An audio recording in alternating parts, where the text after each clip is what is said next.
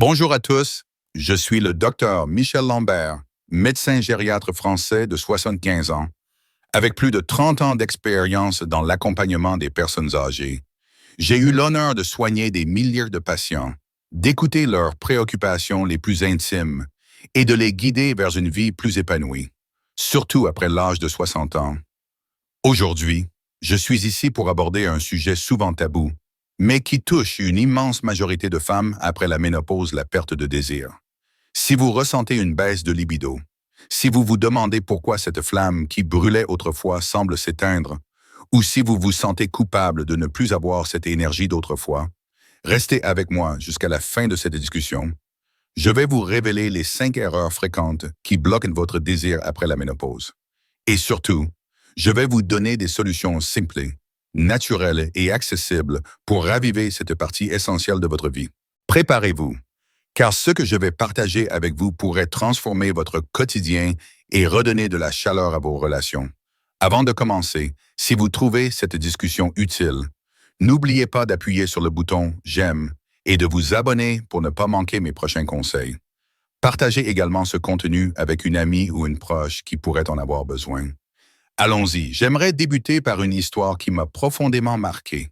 Il y a quelques années, une patiente, Madame Claire Dupont, âgée de 62 ans, est venue me consulter. Claire était une femme élégante, pleine de vie, mais ce jour-là, son visage trahissait une tristesse profonde. Elle m'a confié « Docteur Lambert, je ne comprends pas ce qui m'arrive. Avant la ménopause, j'avais une vie intime épanouie avec mon mari. Mais maintenant, je n'ai plus envie de rien. Je me force parfois, mais ce n'est plus comme avant. Mon mari est patient, mais je sens qu'il souffre de cette distance. Moi aussi, je souffre. Est-ce normal, suis-je condamné à vivre ainsi? » Ces mots m'ont profondément touché, car je sais que Claire n'est pas seule. J'ai entendu des centaines de femmes exprimer cette même frustration, cette même douleur silencieuse.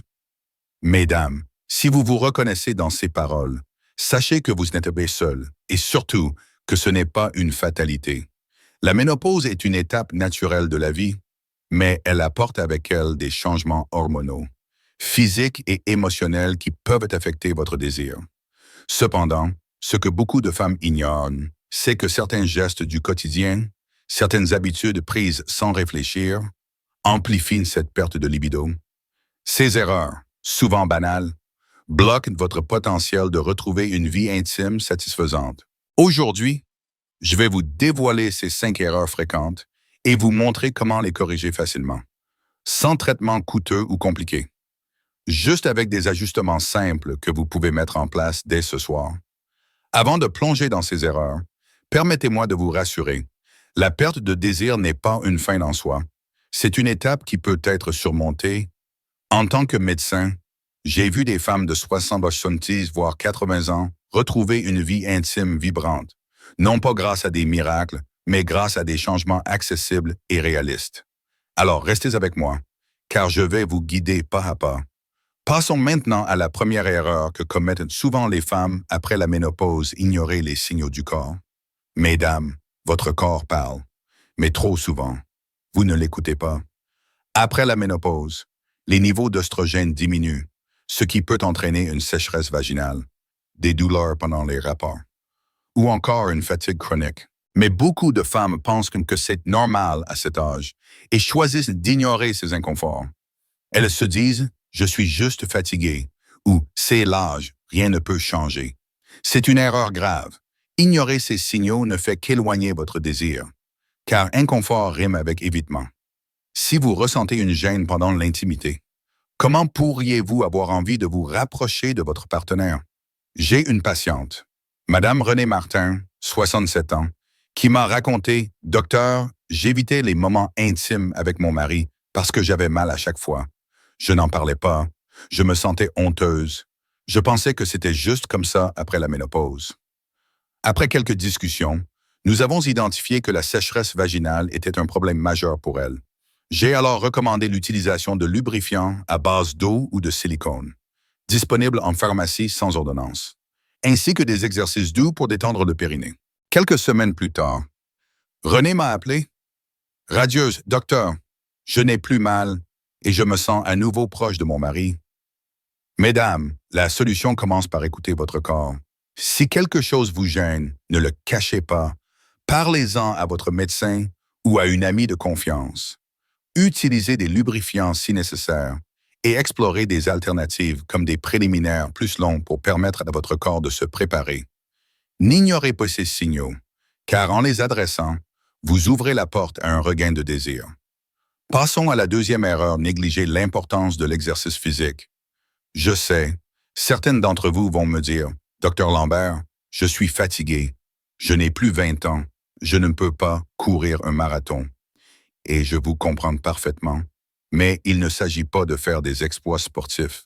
Une simple marche de 20 minutes par jour, une séance de yoga doux ou même des étirements à la maison peuvent faire des merveilles. Pourquoi? Parce que l'exercice stimule la circulation sanguine, ce qui améliore l'oxygénation des tissus, y compris dans les zones intimes. De plus, il booste la production d'endorphines, ces hormones du bonheur qui ravivent l'envie de connexion et de plaisir. Une de mes patientes, Madame Odile Fournier, 64 ans, était sceptique quand je lui ai suggéré de marcher quotidiennement. Elle m'a dit, « Docteur, je n'ai pas le temps, et puis, ça ne changera rien à mon problème. » Mais après un mois de marche régulière dans son quartier, juste 20 minutes après le petit déjeuner, elle m'a confié, « Je me sens plus légère, plus énergique. » Et vous savez quoi, j'ai même commencé à initier des moments de tendresse avec mon compagnon. Mesdames, l'activité physique n'est pas une corvée. C'est un cadeau que vous faites à votre corps et à votre esprit. Commencez petit, peut-être avec une promenade dans un parc ou un jardin. L'important, c'est de bouger régulièrement pour réveiller cette énergie enfouie en vous. Troisième erreur, sous-estimer l'impact du stress et de la fatigue émotionnelle. Après la ménopause, beaucoup de femmes portent encore de lourdes responsabilités, prendre soin des petits-enfants, gérer une maison, soutenir un conjoint peut-être malade. Ces charges mentales épuisent non seulement votre corps, mais aussi votre esprit. Quand vous êtes stressé, votre cerveau libère du cortisol, une hormone qui inhibe directement le désir. Si vous passez vos journées à courir d'une tâche à une autre, comment trouver l'espace pour penser à l'intimité? J'ai rencontré Madame Suzanne Leclerc, 61 ans, qui m'a dit un jour, « Docteur, je n'ai plus de place pour penser à moi. Entre mes petits-enfants et les soucis financiers, je suis tout le temps sur les nerfs.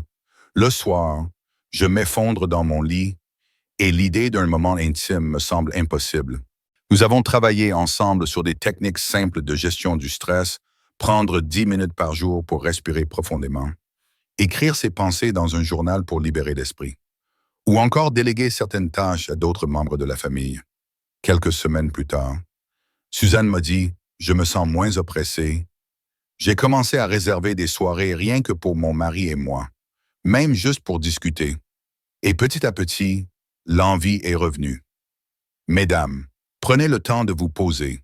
Vous n'êtes pas obligés de tout porter sur vos épaules. Apprenez à dire non, à demander de l'aide et à vous accorder des moments de détente, que ce soit un bain chaud, une lecture plaisante ou simplement un instant de silence. Votre esprit a besoin de repos pour que votre corps puisse s'ouvrir au désir. Quatrième erreur, croire que l'intimité se limite au rapport physique. Beaucoup de femmes après la ménopause pensent que si elles n'ont plus envie de relations sexuelles, alors il n'y a plus d'intimité possible. C'est une idée fausse et limitante. L'intimité, c'est bien plus que cela.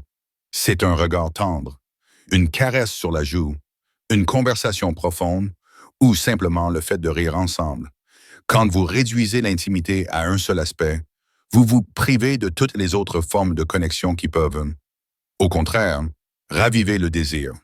Madame Elisabeth Morel, 69 ans, m'a partagé, « Docteur, je pensais que sans rapport, mon couple n'avait plus de sens. Mais vous m'avez fait comprendre que l'intimité pouvait être autre chose. Mon mari et moi avons commencé à prendre des bains ensemble, à nous masser doucement, sans pression. Et vous savez quoi? Cela a fait renaître une envie que je croyais perdue. Mesdames, redéfinissez ce que l'intimité signifie pour vous. Explorez des moments de complicité sans attente, sans objectif précis. Un massage, une promenade main dans la main, ou même cuisiner ensemble peut créer une connexion qui, avec le temps, ravivera naturellement le désir. Enfin, la cinquième erreur, penser que tout est hormonal et qu'il n'y a rien à faire. Oui, la ménopause entraîne une baisse des oestrogènes et de la testostérone, deux hormones liées au désir. Mais croire que tout se joue uniquement dans les hormones, c'est renoncer à votre propre pouvoir, vos habitudes de vie, votre état d'esprit et votre relation avec votre partenaire jouent un rôle tout aussi important. Sinon plus, j'ai vu des femmes avec des taux hormonaux très bas retrouver une libido florissante, simplement parce qu'elles ont ajusté certains aspects de leur vie. Madame Anne-Marie Bisset, 63 ans, m'a dit un jour, « Docteur, j'ai cru que c'était juste à cause de mes hormones et que je ne pouvais rien y faire. Mais grâce à vos conseils sur l'alimentation, le sommeil et les moments de détente, je me rends compte que je peux avoir une influence sur mon corps et mes envies. Mesdames, ne vous résignez pas. Oui, les hormones jouent un rôle, mais vous avez aussi un rôle actif à jouer. Mangez équilibré. Privilégiez les aliments riches en antioxydants comme les fruits rouges, les soies ou le poisson, qui soutiennent la santé globale et la circulation sanguine. Dormez suffisamment, car un corps fatigué n'a pas d'énergie pour le désir. Et surtout, communiquez avec votre partenaire. Parlez de ce que vous ressentez, de vos peurs, de vos attentes. Un dialogue ouvert peut faire des miracles pour raviver la flamme. Maintenant, permettez-moi de résumer ces 5 erreurs et leurs solutions, car je veux que vous repartiez avec un plan clair et concret. Première erreur, ignorez les signaux du corps. Solution, écoutez vos inconforts, consultez si nécessaire, et utilisez des aides comme des lubrifiants pour rendre l'intimité plus confortable. Deuxième erreur, négligez l'exercice physique. Solution, bougez un peu tous les jours. Même juste une marche de 20 minutes pour stimuler votre corps et votre esprit. Troisième erreur, sous-estimez l'impact du stress. Solution, accordez-vous du temps pour vous détendre. Respirez profondément et déléguez certaines responsabilités. Quatrième erreur, limitez l'intimité au rapport physique. Solution, explorez d'autres formes de connexion, comme les caresses, les regards ou les moments partagés sans pression. Cinquième erreur, croire que tout est hormonal et immuable. Solution, agissez sur votre mode de vie, mangez bien, dormez bien et communiquez avec votre partenaire. Mesdames, je tiens à vous dire une chose essentielle, vous méritez une vie intime épanouie, quel que soit votre âge. J'ai vu tant de femmes retrouver cette flamme, parfois après des décennies de distance avec leurs propres désirs.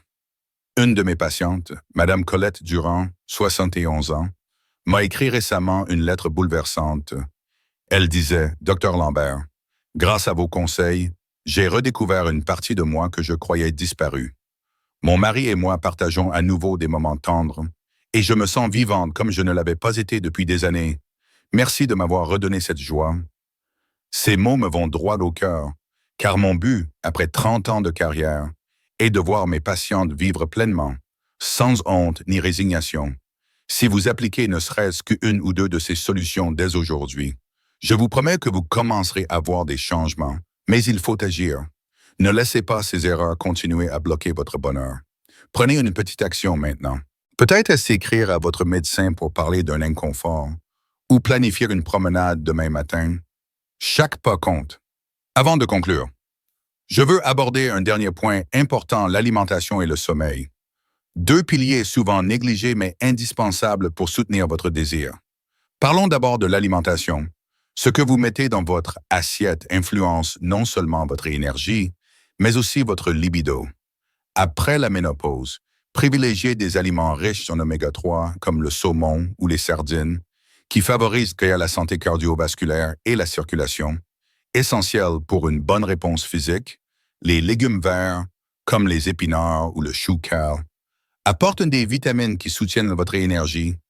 Et n'oubliez pas les fruits rouges, des fraises aux myrtilles, plein d'antioxydants qui protègent vos cellules et améliorent votre bien-être général. Évitez les aliments trop gras ou trop sucrés, qui peuvent alourdir votre corps et diminuer votre énergie. Je recommande aussi de boire beaucoup d'eau, car une bonne hydratation aide à maintenir l'élasticité des tissus et réduit les inconforts comme la sécheresse. Une patiente, Madame Geneviève Lemoine, 65 ans, m'a dit Docteur, j'ai suivi votre conseil de manger plus de poissons et de fruits. Au début, je ne voyais pas le lien avec mon désir, mais après un mois, je me sentais plus légère, plus en forme, et j'ai même surpris mon mari en lui proposant une soirée en tête-à-tête. Le sommeil, quant à lui, est tout aussi crucial.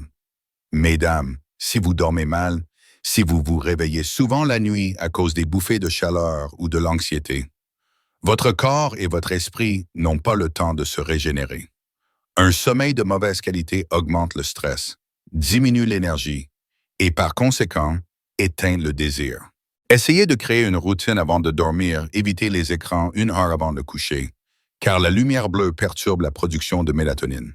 L'hormone du sommeil. Prenez un bain tiède, lisez un livre apaisant ou pratiquez une petite méditation. Et si les bouffées de chaleur vous gênent, dormez avec des draps en coton qui sont plus respirants et gardez une bouteille d'eau fraîche à portée de main. Madame Juliette Garnier, 68 ans, m'a confié, « Docteur, je dormais à peine 4 heures par nuit à cause des sueurs nocturnes.